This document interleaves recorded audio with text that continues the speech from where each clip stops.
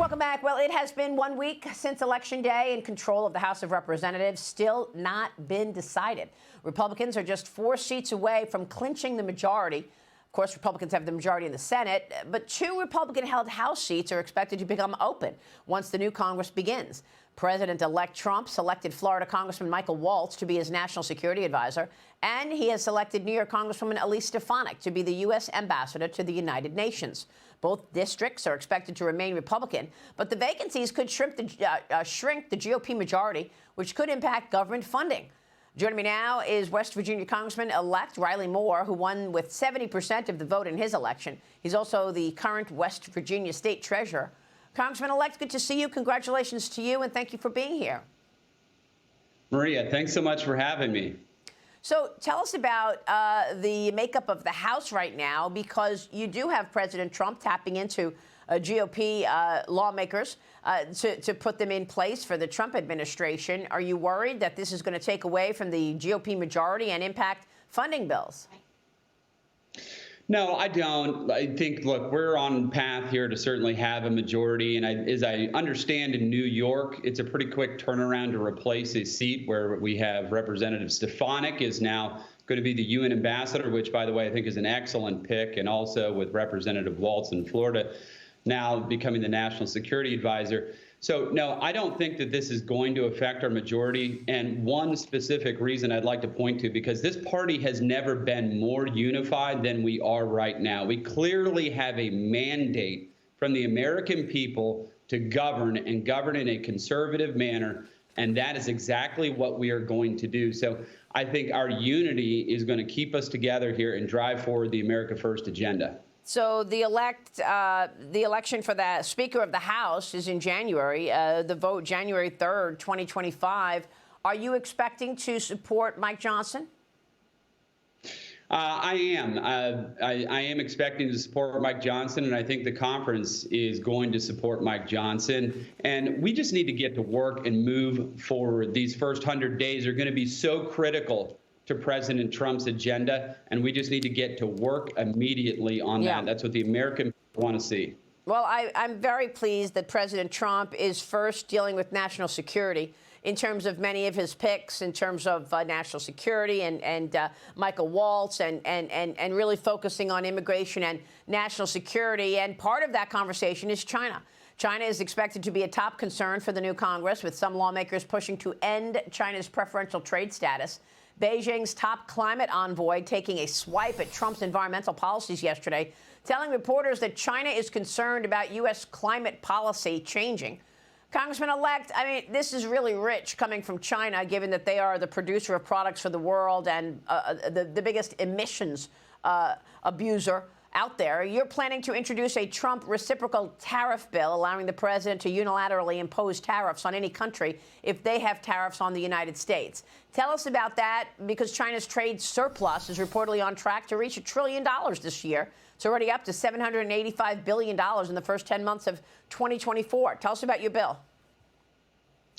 Well, certainly, first of all, look, we do have to repeal China's most favored nation status in terms of our reciprocal agreement with them as it relates to trade. We used to authorize that every year, and it is my understanding that that's going to be one of the first things that we are going to take up in this new Congress, which is very important. But yes, look, I'll give you a great example of what this means here in the United States and what China has been doing to us. In Weirton, West Virginia, where the Biden administration would not put tariffs on cheap Chinese tin plate steel, we had to idle and shut down a steel manufacturing facility. We lost 1,000 jobs.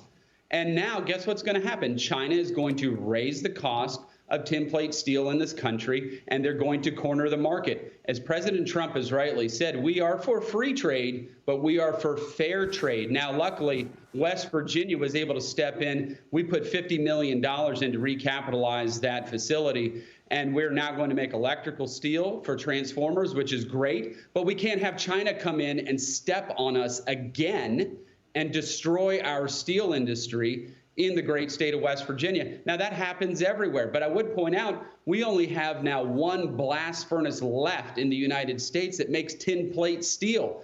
China is winning. We need the American people to win, the American worker to win, and the only way we're going to be able to do that is to be able to have reciprocal tariffs to put these people back in their place. Yeah, let me bring Liz Peek in, because, Liz, this is an area where national security meets trade policy, right? I mean, President Trump has talked about using strategic tariffs as a way to change our adversaries' behavior. So I'm wondering if all of this fentanyl coming in, the 50,000 national Chinese nationals coming in, all of this will be something on the chopping block for President Trump to use tariffs as well as an answer to trade. Your thoughts? Jump in here, Liz. Well, absolutely. Look, in his first term, Trump put pretty difficult tariffs on a number of Chinese-made goods for the express purpose of making sure that the United States was self-sufficient, or at least capable of meeting some of our needs in strategic materials, Maria.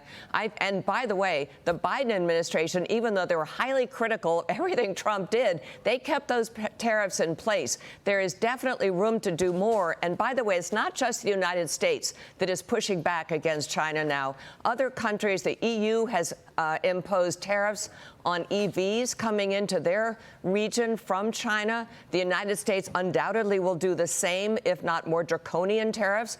This is a battle. And the fact that the Chinese are talking about the United States not upholding our climate responsibilities when they are putting in mega gigabytes this year of coal plants. They have not slowed down at all the construction of their coal plants in China. Their emissions are 3 times ours. It is preposterous. So I think this is the end of the United States. I'm hoping, and I hope the congressman agrees with this, of our playing nice with China. It's time that we actually played the way they do and got very tough.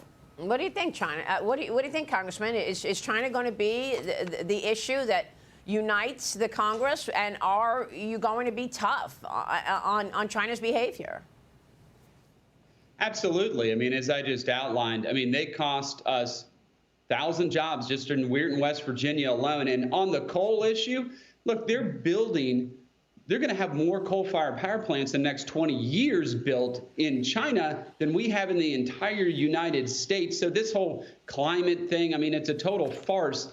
70% of all the carbon emissions in the world are in Asia. It's not in the United States. This is a clean country. We know how to do coal the best way in the entire world. We can control what we're doing here. We do it better than anybody else. We have to stop ceding our position as a superpower of energy in this world. We have to unleash American energy, and we have to use that to leverage countries like China. Yeah. But yes, we have to be tough on this. This is a top priority for the American people, the American worker, and we got to put Americans first in this and put China last.